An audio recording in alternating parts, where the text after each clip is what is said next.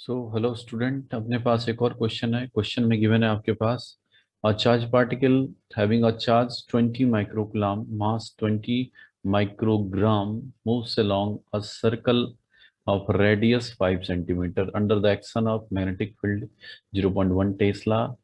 When the particle is at P, uniform transverse electric field is switched on and it is found that particle continue along the tangent with uniform velocity, then find the value of electric field. Okay, समझते हैं। हमारे पास जो given information है उसमें आपके पास charge given है, this is 20 micro 10⁻⁶ coulomb and mass of particle is what? This is 20 microgram. Micro 10⁻⁶, gram 10⁻³ use करोगे तो केजी में आ जाएगा आपका रिजल्ट। तो ओवरऑल आप इसको लिख सकते हो 20 इंटू 10⁻⁹ केजी। रेडियस आपके पास गिवन है 5 सेंटीमीटर, तो 0.05 मीटर गिवन है। मैग्नेटिक फील्ड अवेलेबल है 0.1 टेस्ला। तो क्वेश्चन में ये बोल रहा था कि कोई पार्टिकल मैग्नेटिक फील्ड में जो है सर्कुलर पाथ परफॉर्म कर रहा था, और जब ये पॉइंट पी पे था, at that instant of time में हमने क्या किया, एक इलेक्ट्रिक फील्ड को स्विच ऑन कर दिया। इस इलेक्ट्रिक फील्ड स्विच ऑन करने के बाद पार्टिकल पॉइंट पी के बाद सर्कल परफॉर्म नहीं करता है और वो इस टेंजेंशियल डायरेक्शन मूव करने लगता है। मतलब पार्टिकल का पाथ पॉइंट पी के बाद स्ट्रेट लाइन हो जाता है। स्ट्रेट लाइन का मतलब है पॉइंट पी के बाद नेट फोर्स पार्टिकल पे अगर जीरो हो जाएगा। नेट फोर्स मतलब इस पॉइंट पे तो towards the centre magnetic field का फोर्स लग रहा होगा Fm, और जब आपने इलेक्ट्रिक फील्ड स्विच ऑन कर दिया तो Fe दोनों बैलेंस हो जाएगा, तभी ये पार्टिकल जो है अलोंग टेंजेंशियल डायरेक्शन मूव कर पाएगा। ओके, तो हम लोग, अगर मुझे इलेक्ट्रिक फील्ड कैलकुलेट करना है तो मैं बोलूंगा for for tangential tangential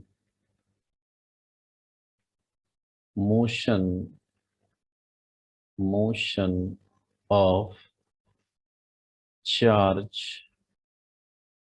particle so आप बोलेंगे net force is zero, it means Fm equal to Fe। Fm हम लोग क्या लिखते हैं, क्यू वी वी साइन 90 यहाँ पे होगा। डायरेक्ट में लिखता हूँ Q V V, circle perform कर रहा है तो फोर्स तो मैक्सिमम होगा। और इलेक्ट्रिक फील्ड की बात करूँ तो यहाँ पे आप यूज करेंगे क्यू ई, इलेक्ट्रिक फील्ड का फोर्स Fe। सो कैंसिल होने वाला टर्म हमारे पास क्या है, चार्ज और चार्ज कैंसिल हो रहा है। सो यहाँ से अपने पास इलेक्ट्रिक फील्ड का एक्सप्रेशन आ गया, दिस इज भी इंटू वी। लेकिन बच्चे अपने पास भी पता नहीं है, तो अब भी कैसे निकाला जाए, तो उसके लिए इंफॉर्मेशन दिया हुआ है कि रेडियस अवेलेबल है। So we know radius equal to what, radius equal to M B upon Q B. Okay, so यहां से अगर आप भी निकालना चाहो, भी equal to this is Q B R upon M.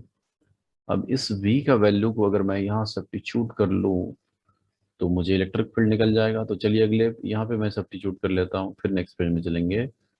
सो अगर सब्स्टिट्यूट करेंगे तो V Q B into B B square R upon mass, आपके पास ये इलेक्ट्रिक फील्ड का एक्सप्रेशन आ जाएगा। सो यहाँ पे वी भी में मुझे पुट करना था, एक मिनट थोड़ा सा मिस्टेक हो गया है यहाँ पे, इसको रिमूव कीजिए आप।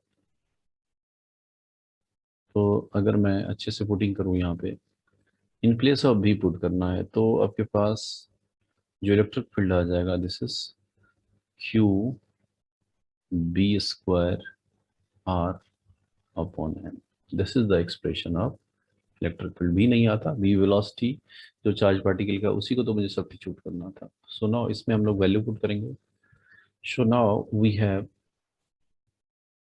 Electric field E equal to this is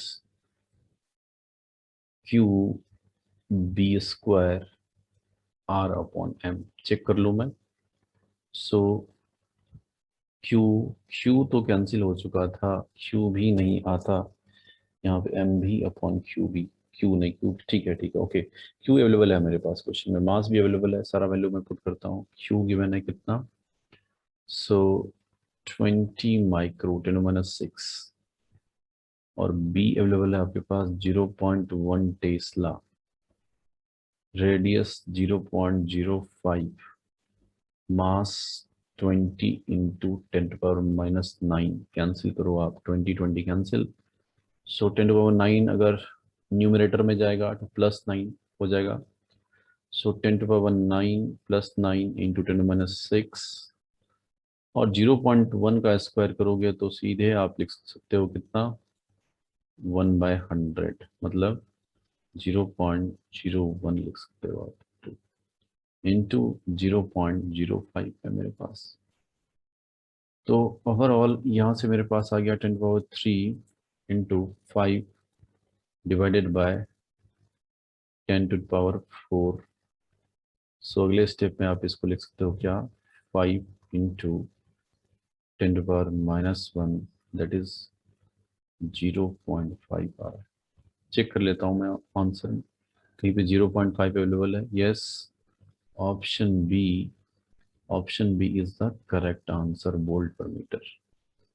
so answer of this question is 0.5 volt. This is value of electric field, 0.5 volt per meter.